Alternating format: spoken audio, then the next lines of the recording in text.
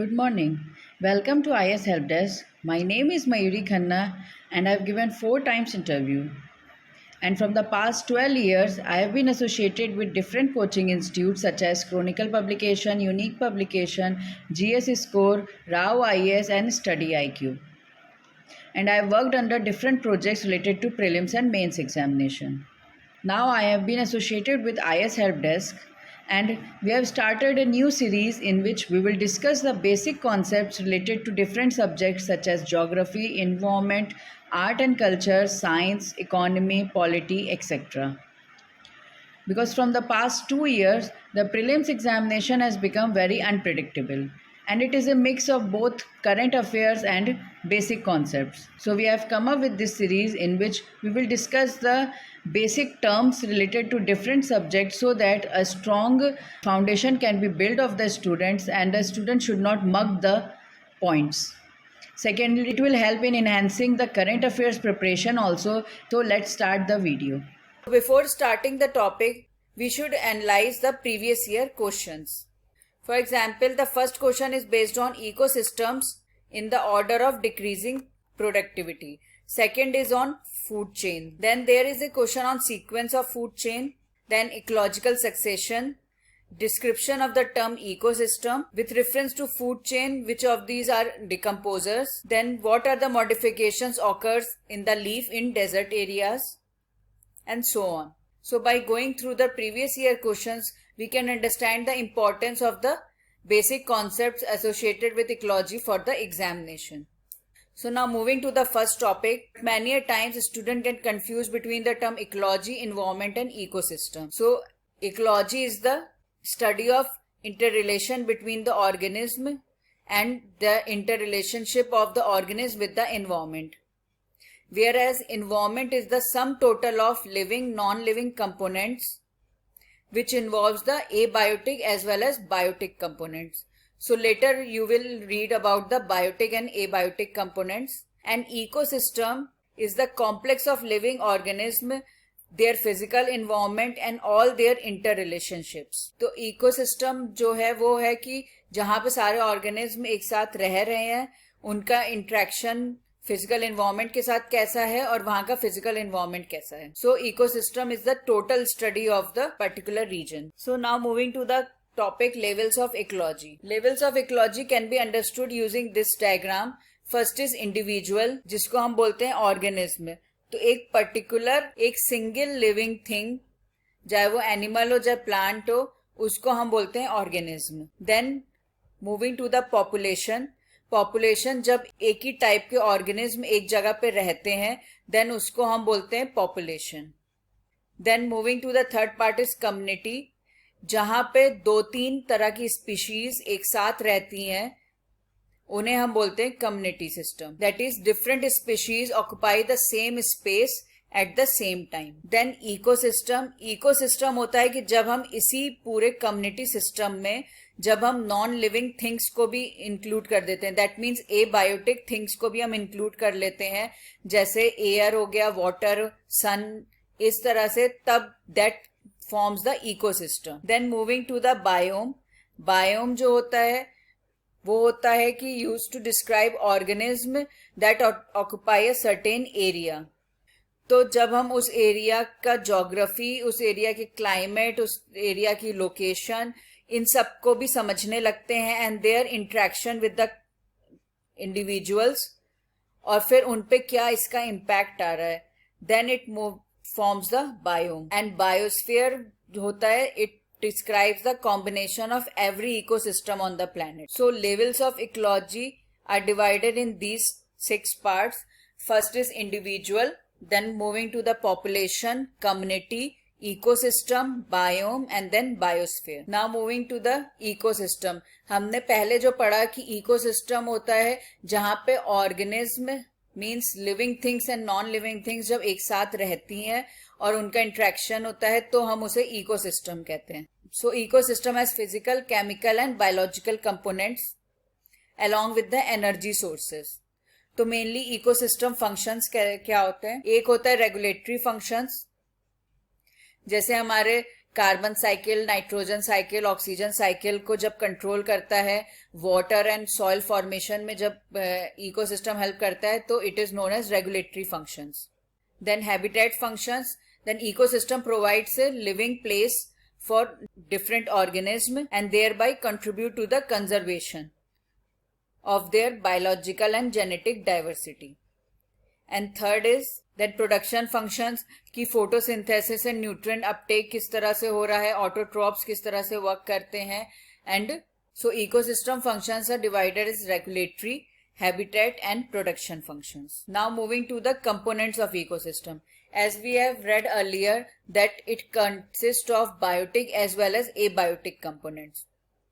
So what forms the biotic components? So the living organisms in the ecosystem are classified depending on how they get their food. So first is producers. They are also known as autotrophs or self-feeders.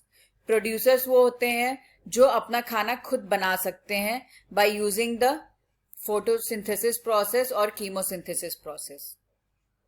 जैसे जितने भी green plants हैं उनको हम producers बोलते हैं. Then moving to the second, they are consumers. These are known as heterotrophs और other feeders. Consumers वो होते हैं जो अपना खाना खुद नहीं बना पाते हैं and they are depending on the producers for food.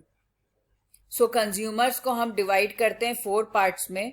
First is herbivorous, जो ग्रीन प्लांट्स को खाते हैं, जो भी प्लांट ईटर्स होते हैं, जैसे डियर, रैबिट, कैटल्स.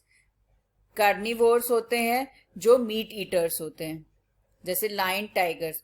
ओमनीवोर्स होते हैं जो are those which eat both plants and animals. And decomposers होते हैं which digest the complex organic molecules in dead organic matter into simple organic compounds. So decomposers वो होते हैं जो भी डेड ऑर्गेनिक मैटर है, चाहे कोई भी प्लांट हो, चाहे कोई भी एनिमल हो, उनको जब वो डिकम्पोज करते हैं और they absorb the nutrient from the dead organic matter, उनको हम डिकम्पोजर्स बोलते हैं.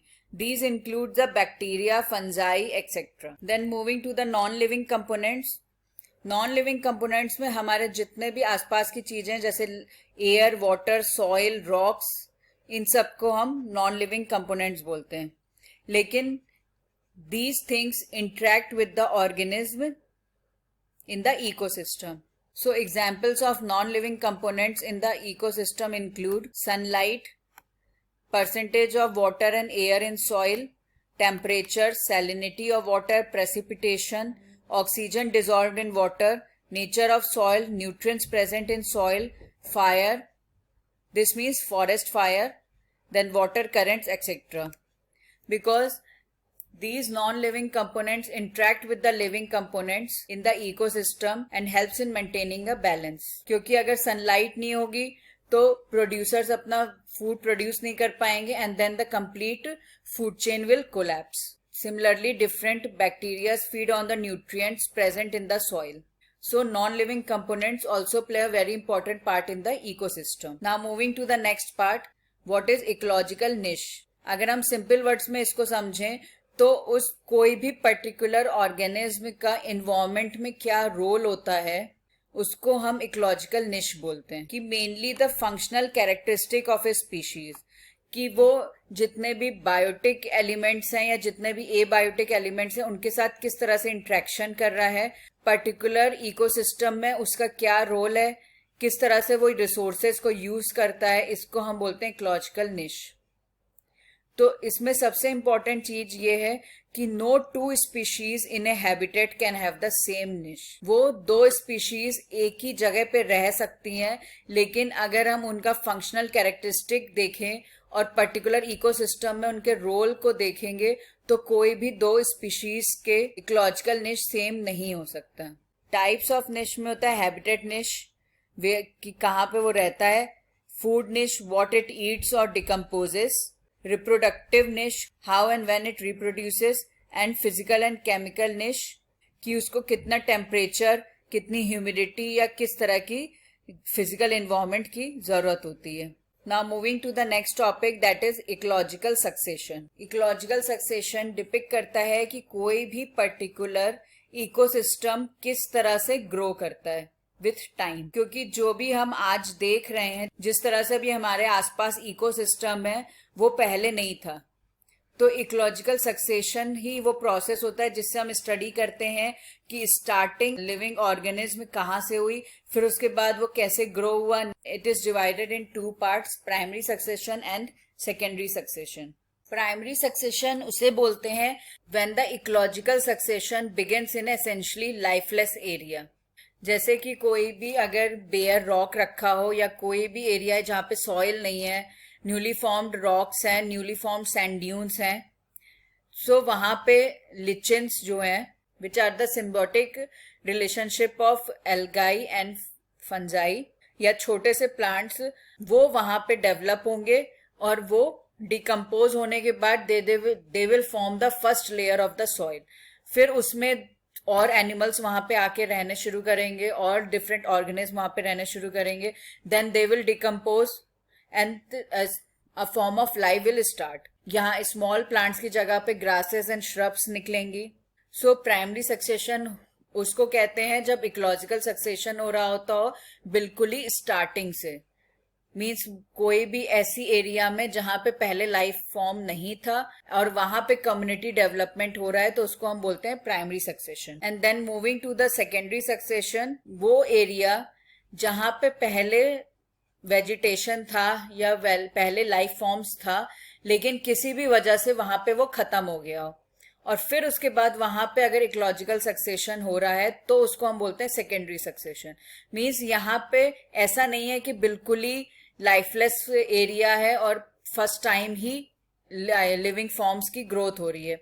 जैसे अगर फॉरेस्ट फायर के बाद आपका पूरा फॉरेस्ट एरिया अगर डिस्ट्रॉय हो गया है एंड द फॉरेस्ट एरिया जो है वो डिग्रेड हो गया है, तो वहां पे एक उस पर्टिकुलर पैच एरिया में फिर से अगर ग्रोथ ऑफ लिविंग ऑर्गेनिज्म में होता है तो हम उसको बोलते हैं सेकेंडरी सक्सेशन, क्योंकि वहां पे पहले लिविंग ऑर्गेनिज्म थे, फिर किसी वजह से वो वहां पे खत्म हो गए, उसके बाद अगर कुछ टाइम पीरियड के बाद वहां पे फिर से डेवलपमेंट होता है, then it is known as secondary succession. Thanks for watching this video. Please like this video and subscribe to our YouTube channel and share it with your friends. For more guidance and strategy, you can visit our website www.ishelpdesk.in. You can also send a WhatsApp message on 85860 Do let us know your feedback in the comment section below.